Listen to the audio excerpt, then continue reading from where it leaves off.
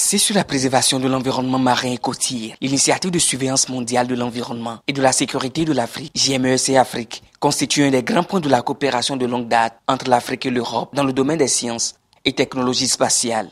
Après une première phase satisfaisante du programme, la deuxième phase a été officiellement lancée ce lundi 14 mars 2022 à Cotonou, en République du Bénin. Placée sous le thème « L'observation de la Terre, favoriser la durabilité environnementale et la croissance économique en Afrique », la cérémonie a connu la participation du représentant de la délégation de l'Union européenne au Bénin, le préfet maritime du Bénin et les représentants des consortiums intervenant dans le projet.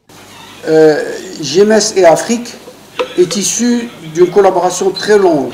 Cette coopération est motivée par une volonté commune de relever les défis de développement auxquels sont confrontés nos deux continents. Le chef de coopération de la délégation de l'Union européenne au Bénin, dans son allocution, se dit prêt à accompagner la phase 2 du programme JMEC Afrique.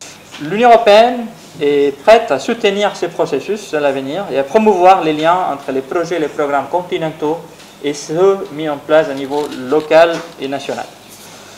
Nous sommes donc prêts à continuer de promouvoir avec nos partenaires africains des technologies et des innovations qui peuvent servir le plus grand nombre et inciter un engagement plus fort du secteur privé, comme nous sommes prêts à appuyer la mise en place des incubateurs et de développement et l'accompagnement des startups. Le représentant du gouvernement du Bénin, le préfet maritime Fernand Marci Maoyo, dans son mot de bienvenue, a rappelé que JMEC se trouve parfaitement en phase avec le programme d'action du gouvernement du Bénin.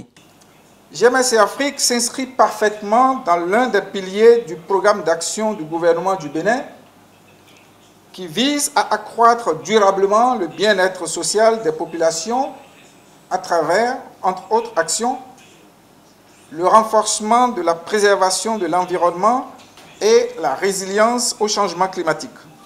Cette cérémonie de lancement a servi également de rampe à la remise de prix et d'attestations aux 8 consortiums sélectionnés pour mettre en œuvre la deuxième phase du programme. Il faut noter que la première phase s'est achevée en décembre 2021 et a coûté un budget total de 30 millions d'euros. La deuxième phase, qui vient donc d'être lancée à travers cette rencontre, va finir en décembre 2025 avec un investissement total de 24 650 000 euros.